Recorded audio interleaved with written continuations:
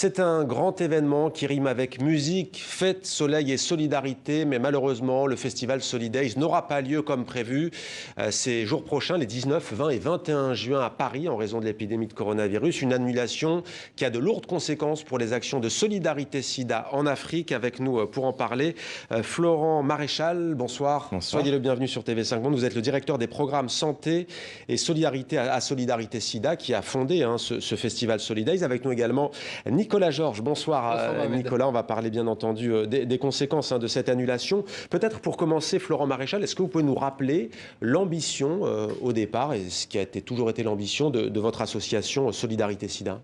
C'est justement d'organiser des initiatives, des événements qui vont à la fois fédérer les jeunes et récolter des fonds pour soutenir des programmes. Et en l'occurrence aujourd'hui, grâce à Solidays 2019, c'est plus de 100 projets qui sont soutenus dans 22 pays, dont la France, principalement en Afrique, des programmes à la fois de prévention et d'aide aux malades, ce qui représente à peu près 150 000 bénéficiaires. En quelle année est née Solidarité SIDA? 1992. Et le festival Solidays? La première édition était en 99. Ouais. On se demande juste pourquoi ça a été annulé et pas reporté comme beaucoup d'événements. C'était difficile à organiser par la suite. On ne savait pas trop comment ça allait évoluer, c'est ça? Exactement, on ne connaît pas encore aujourd'hui, on ne sait pas comment la situation, quelle va être la situation. On parle même, pourquoi pas, d'une deuxième vague. Donc voilà, c'était un risque qui était beaucoup trop important pour notre association. Donc voilà, on a dû prendre cette douloureuse décision. On voit quelques chiffres concrets quand même, des dépistages, les bénéficiaires des programmes. En Afrique, vous agissez plutôt où? Plutôt Afrique francophone, Afrique de l'Ouest et Afrique centrale. Parmi les événements, vous l'avez dit Mohamed, il y a Solidays effectivement qui est un événement très important pour le public français et européen. C'est complet à chaque fois.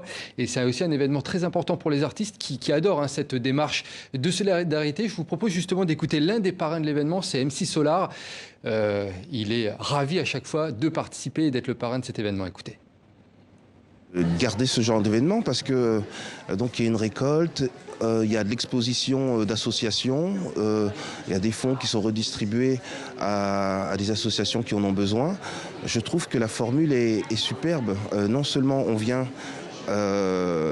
voir 80 groupes et on a le choix, et puis en même temps on fait une noble cause. Je trouve le modèle superbe.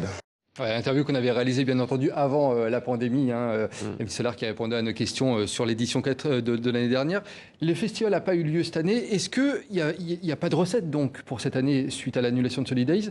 Est-ce que ça a des conséquences sur vos actions en Afrique concrètement? Ça a des conséquences très lourdes puisque c'est à peu près 3 millions de pertes pour notre association et donc pour les programmes de prévention et d'aide aux malades dont je parlais tout à l'heure. Donc oui, les conséquences sont aujourd'hui très lourdes. Alors fort heureusement, les pouvoirs publics et les entreprises qui nous soutiennent ont maintenu une partie de leur contribution. Aujourd'hui, c'est 1 million d'euros encore qu'il nous reste à trouver. C'est pour ça qu'on lance cette campagne d'appel aux dons qu'on peut retrouver sur notre site internet. Oui, c'est ça. Vous appelez à l'aide les festivaliers qui viennent habituellement. Est-ce qu'il a été entendu cet appel justement pour trouver ce million qui vous manque? On a lancé cette campagne il y a une semaine. Alors il faut savoir que c'est totalement inédit pour nous. On n'a jamais fait d'appel aux dons, d'appel à la générosité, puisque justement on organise des événements qui nous permettent de récolter des fonds. Donc là, ça fait une semaine. On a été déjà très touchés par les messages qu'on a reçus, et ce même le premier jour où on a annulé le festival, où on a eu des personnes qui nous ont demandé sur Facebook de réouvrir la billetterie, et on avait vendu au mois d'avril encore des billets, et donc en geste de soutien à notre association. J'espère en tout cas, on vient de lancer la campagne, j'espère que un maximum de festivalières, de festivaliers fidèles de Solidays, mais aussi toutes les personnes qui sont sensibles à la cause, à la lutte contre le sida, vont justement faire un geste. Alors justement, faire un geste pour celles et ceux qui nous regardent aujourd'hui partout dans le monde, notamment dans les pays francophones, comment vous aider? Alors c'est justement en allant sur ce site internet, donc solidays.com, et de pouvoir faire un don à notre association, ce qui va nous permettre surtout de pouvoir maintenir nos programmes de prévention et d'aide aux malades. Il y a bien entendu les pertes financières, mais au-delà de cela, comment est-ce que vous comptez vous relever? Ça voudra dire qu'il faudra attendre Solidays 2021 pour... Là, pour l'instant, notre inquiétude, elle est aujourd'hui. C'est-à-dire que les programmes qu'on finance cette année, on peut le faire grâce à Solidays de 2019. Donc toute la question va être, qu'est-ce qu'on va faire pour 2021, comment on va pouvoir maintenir ces programmes à la fois de prévention et d'aide aux malades, d'où l'importance justement de récolter ce million d'euros manquant. Avant de partir sur les actions concrètes sur le terrain, j'avais une question concernant les artistes. On parle des festivaliers, mais est-ce que les artistes ont décidé de faire un coup de pouce? Est-ce qu'ils vous ont dit maintenant on va jouer de manière bénévole? Est-ce qu'ils vous ont dit on va vous apporter notre soutien concrètement? Alors déjà, il faut savoir que depuis le début je disais 1999, tous les artistes en fait font des efforts très importants parce que sinon on ne pourrait pas récolter Ils jouent des gratuitement fonds, ou pas? justement. Alors en tout cas, ils font un geste très important. Sur le cachet, comme on dit, ouais. Exactement.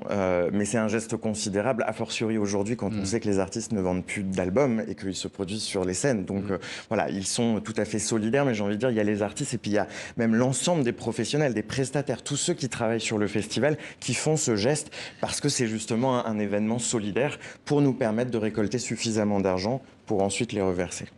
Alors on va maintenant voir justement, alors concrètement vous l'avez dit, c'est plutôt l'Afrique de l'Ouest, mais on va quand même prendre des nouvelles d'un pays, l'Afrique du Sud, qui est non seulement le plus touché par la pandémie de coronavirus, mais aussi, on le sait dans le monde, durement touché par la pandémie de sida qui est née au début des années 1980. Alors quel est l'impact sur les malades du sida en Afrique du Sud? Les précisions de Gaëtane Colincourt.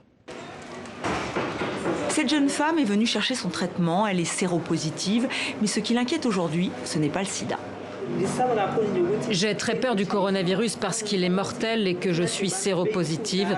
J'ai peur parce que si je l'attrape, je sais que je vais mourir. Ces patients ont de graves défaillances du système immunitaire. Aujourd'hui plus que jamais, ils ont donc besoin de leur traitement antirétroviraux. Mais avec la pandémie et le confinement qui a suivi, 12% d'entre eux n'y auraient plus accès, selon l'association Treatment Action Campaign. Beaucoup travaillent dans les villes, ils sont rentrés dans leur famille à la campagne avec le confinement et se retrouvent bloqués dans des provinces où ils n'ont pas accès à leur traitement. Quand ils ont besoin de médicaments, ils ne peuvent pas s'en procurer parce qu'ils n'ont pas les papiers nécessaires et que les cliniques manquent de médicaments.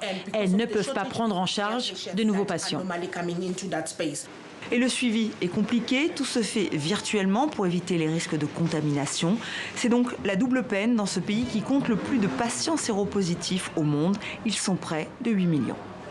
Florent, on vient de voir ce sujet. Vous confirmez, vous remontez du terrain par rapport à ce qu'on vient de voir. Depuis qu'il y a le Covid, c'est plus compliqué le combat contre le sida sur le terrain? Ah oui, c'est clairement plus compliqué. D'ailleurs, le reportage le montre très bien. C'est-à-dire qu'à partir du moment où il faut se rendre dans un centre de santé pour aller chercher cette trithérapie, donc ces ARV, et qu'aujourd'hui, les centres soit vont être fermés pour les autres pathologies que le Covid, ou parce que tout simplement, il y a des règles de confinement, des routes qui sont barrées. Donc, nous, on a plein d'exemples des associations qu'on soutient où les personnes ne peuvent plus se rendre dans l'établissement de soins pour Pas seulement en Afrique, vous parlez de la France notamment aussi? Alors, en France, France, c'est moins vrai. C'est principalement dans ces pays-là où, effectivement, c'est plus compliqué et où, en plus, il y a un poids de la stigmatisation, de la discrimination. Ouais. Donc, on connaît plein de bénéficiaires qui ne vont pas dans leur centre de santé qui est juste à côté de chez eux. Parce que sinon, c'est la crainte qu'on se fasse remarquer par son entourage. Donc, il faut aller à un autre. Sauf que quand les routes sont coupées, on peut plus y aller. Et juste d'ailleurs, là-dessus, l'ONU SIDA elle-même a dit sa crainte qu'il y ait un retard pris à cause du Covid et qu'on recule finalement presque 10 ans en arrière avec une augmentation des contaminations et des ruptures de traitement. Quelles sont les principales missions de solidarité SIDA sur le terrain, en Afrique notamment? Concrètement, vous y faites quoi? Alors, je peux vous raconter, je pense, un témoignage qui illustre bien justement quels sont les programmes qu'on peut soutenir. En 2017, je pars à Niamey, au Niger, et je rencontre une personne qui s'appelle Fatih. Elle me raconte son histoire. Au début des années 2000, elle perd son mari d'une maladie qu'elle ne connaissait pas, elle ne savait pas ce que c'était. Elle voyait bien surtout qu'elle présentait les mêmes signes. Ouais. On lui dit... va dans cette association, je connais une association qui s'appelle Mieux vivre avec le sida, qui est à Niamey, qui a un centre. Et donc elle y va et elle va être prise en charge par le médecin. On lui fait des examens sanguins. Et là, effectivement, on confirme que c'est une personne séropositive.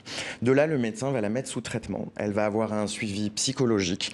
Elle va aussi avoir un suivi social, parce que c'est une personne qui n'avait quasiment aucun revenu pour pouvoir ne serait-ce que se nourrir. Moi, quand je l'ai rencontrée, c'était en 2017. C'était une personne qui avait le sourire, qui avait repris des forces et qui, en fait, alors même qu'elle était à un stade avancé de la maladie, avait régressé finalement par rapport à cette maladie. Elle se sentait beaucoup mieux. Eh bien, le médecin qu'elle a rencontré le pharmacien, le laborantin, le conseiller psychosocial. Toutes ces personnes-là sont des personnes dont le salaire est soutenu par Solidarité Sida. Les médicaments, les soins, tout ça est pris en charge par Solidarité Sida grâce à Solidays. Et vous travaillez main dans la main avec des associations locales aussi, il faut le dire. Ah oui, c'est même notre modèle. On dit souvent à Solidarité Sida qu'on fait avec et non à la place d'eux. Donc on travaille, on soutient 80 associations et ONG locales qui notamment accompagnent des personnes comme Fatih. Et j'espère que justement l'année prochaine, je pourrai revenir ici et pouvoir vous raconter justement d'autres histoires comme ça, parce qu'on aura pu conserver en fait tous ces programmes et maintenir ces personnes dans le... Outre le Niger, vous disiez pays d'Afrique de l'Ouest francophone notamment, on pense à quel autre pays? Sénégal, Togo, Bénin, Côte d'Ivoire, Cameroun, jusqu'au Congo, RDC, toute la zone du Sahel, la Mauritanie, également l'Afrique du Nord. Voilà, ça fait à peu près 17 pays. Ouais. Moi, j'ai une question peut-être un peu plus personnelle, vous qui êtes maintenant depuis des années à un poste à responsabilité dans cette association Solidarité Sida. La pandémie de sida, on en a entendu parler aussi avec cette pandémie de coronavirus. D'ailleurs, des médecins ont administré des antiviraux à des patients que l'on prodigue aussi à des patients malades du sida.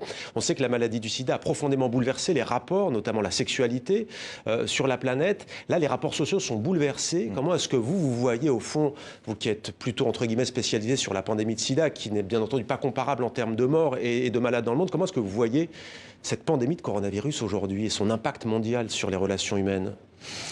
Effectivement, vous l'avez dit, c'est vrai qu'il y a beaucoup de choses qui peuvent être un peu similaires par rapport à, finalement, pas que le VIH, toute forme de crise sanitaire. On voit bien que... Alors, c'est sûr que là, il y a la question aussi de l'intimité, de la sexualité. Mais finalement, toutes les épidémies, les épidémies qu'on a pu connaître dans l'histoire ont forcément bouleversé le regard ou le rapport qu'on peut avoir avec soi-même, avec l'autre.